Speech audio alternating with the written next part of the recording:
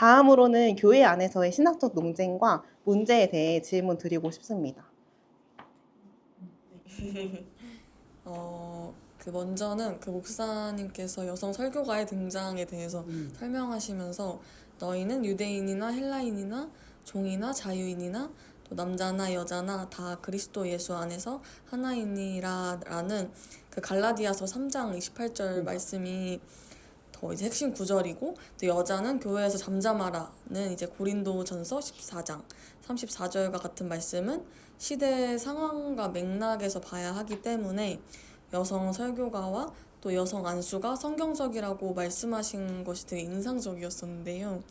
네, 그러면서 이렇게 성경을 해석하신 이유에 대해 아디아포라라는 성경 해석법을 알려주셨는데, 이에 대한 구체적인 내용이 좀 궁금하고, 이 해석법과 자유주의 신학, 그리고 여성 신학, 퀴어 신학과의 근본적인 그 차이에 대해서 좀 질문을 드리고 싶어요. 완전히 뭐 신학생 같이 질문해가지고 아까 심리학 부전공이 혹시 기독교 학과?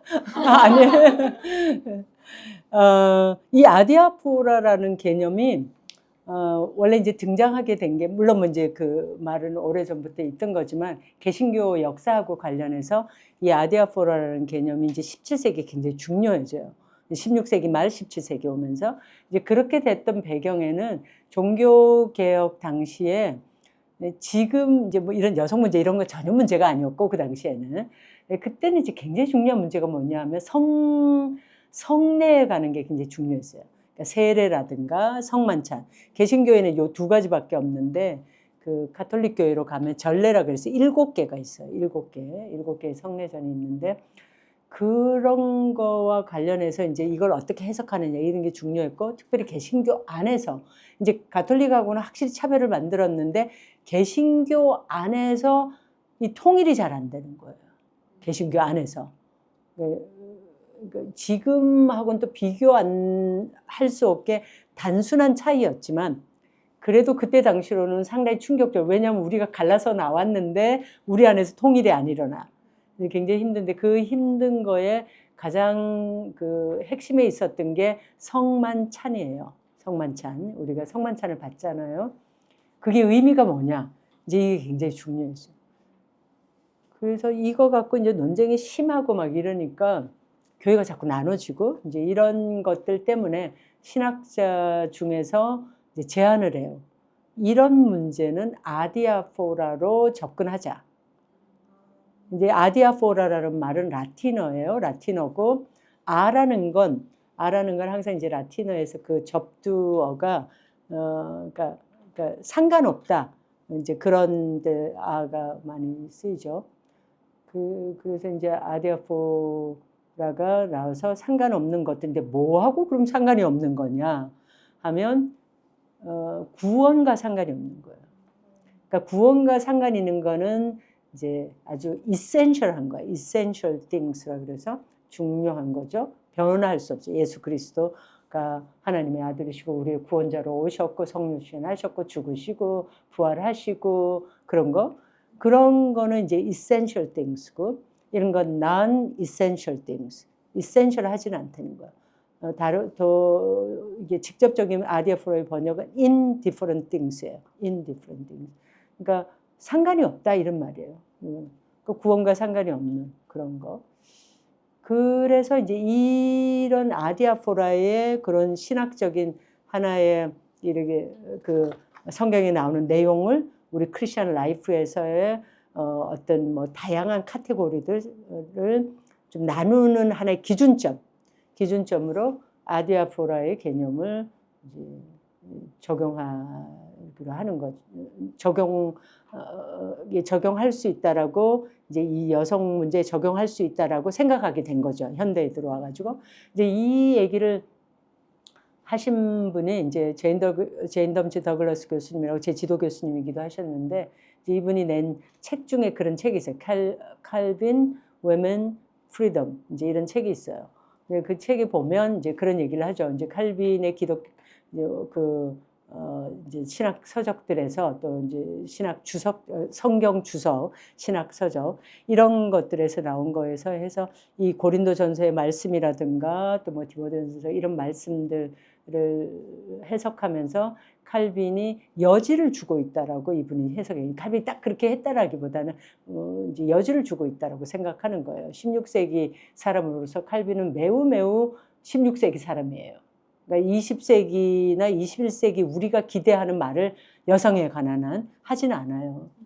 그러나 그 사람은 이제 16세기 사람으로는 매우 앞서간 사람이지만 여전히 우리의 관점에서 보면은 매우 전통적인 사람이고 뭐 어떻게 생각하면 중세적이라고도 할 수 있을 정도의 여성에 관한 한 그럴 면도 없잖아요. 그럼에도 불구하고 칼빈 같은 뭐 루터나 칼빈 같은 사람이 훌륭한 거는 이 종교개혁자들은 여성에게 하나님의 형상이 있다고 본 거죠. 중세시대에 부정되었던 남성과 마찬가지로 여성들도 하나님의 형상으로 창조되어졌다라고 봤기 때문에 똑같은 존재이다.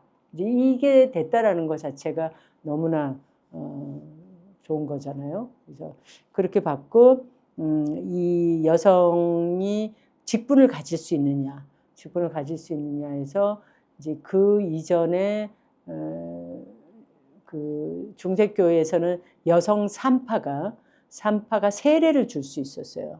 죽어가는 아이를, 애를 받잖아요. 근데 애가 죽어가, 아니면 막 죽은 걸로 보이거나 한데 빨리 세례를 줄 수 있어요. 왜냐하면 세례가 절대적이었기 때문에 구원과 관련해서 그런 게 있었는데 이제 이런 걸 금해요. 종교개혁자들은 이제 칼빈도 금해요.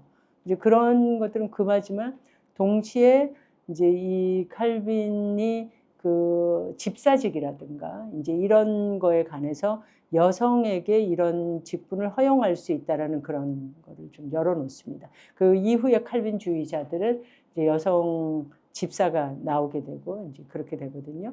이제 이런 거하고 관련돼서 이제 결국 목사라는 직분도 직분이잖아요. 그죠? 교회 내에서 우리가 사역을 위해서 하는 직분인데 여자가 사역할 수 있는 이 근거를 어디서 찾을 것인가? 그래서 개신교에서는 항상 종교개혁자들의 글이 중요하니까 종교개혁자들에게서 어떤 근거를 찾을 수 없을까 해서 이제 이분이 칼빈 연구가로서 이제 그런 거를 찾아보신 거예요. 그래서 이제 하나 제안했고 이거에 대해서 이제 뭐 또 비판이 많았어요. 이제 그 칼빈이 뭐 전혀 그렇게 그런 여지를 주고 있지 않다. 이제 이런 것도 있고.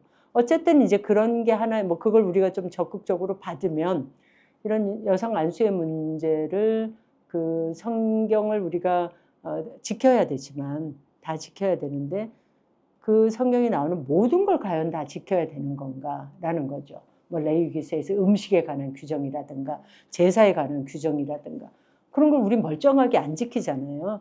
안 지키고도 아무 그 거리낌이 없이 성경 레위기서를 읽잖아요. 지금 이제 그런 것처럼 어떤 그 다른 여지가 없겠는가 이제 이렇게 볼 때 여성이 사역하는 것도 이 잠잠하라라든가 뭐 남편에게 배우라든가 이런 또 여자 뭐 헤드십의 문제 이제 남자가 여자의 머리다 이제 이런 그런 거 관련해서 조금 다른 그 가능성이 없겠는가 그런 거의 하나로서 이제 이런 아디아포로도 얘기하고요. 또 이제 당시의 시대 상황 역사적 해석법이라 그러죠.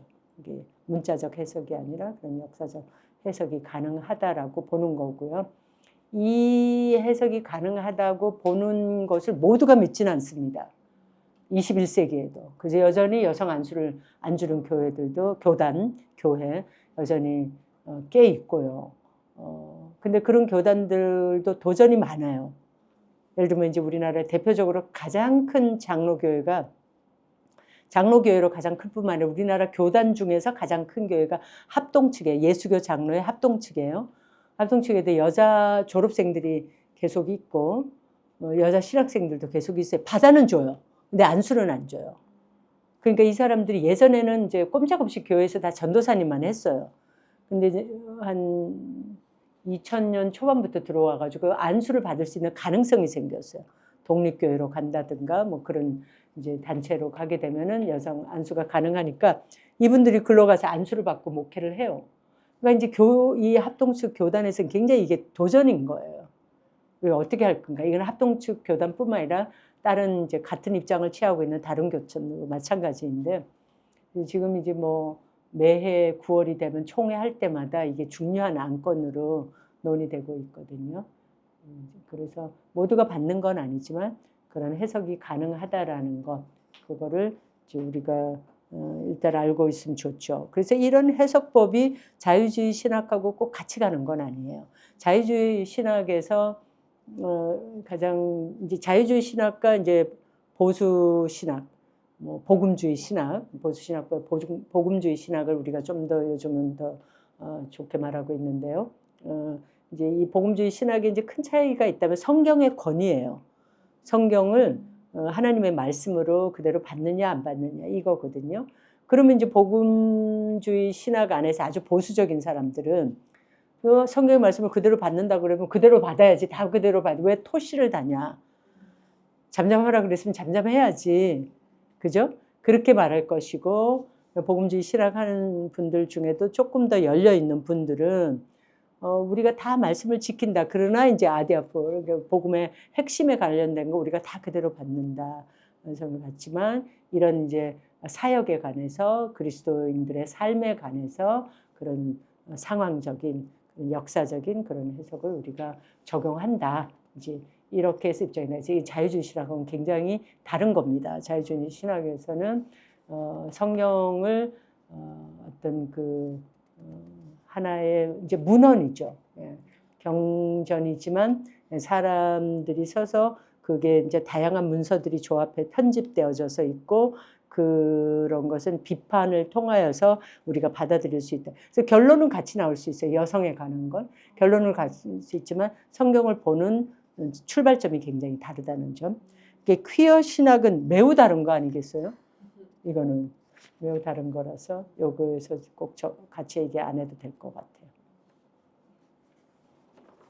네, 감사합니다. 진짜 그 아디아포라라는 개념이 확실하게 좀 이해가 되었고 자유주의 신학에서도 결론은 같을 수 있다고 하셨어가지고 그게 참 헷갈렸었는데 네, 어떤 게 출발점이 다르다는 게 이해가 돼서 너무 감사한 시간이었습니다. 네, 감사합니다.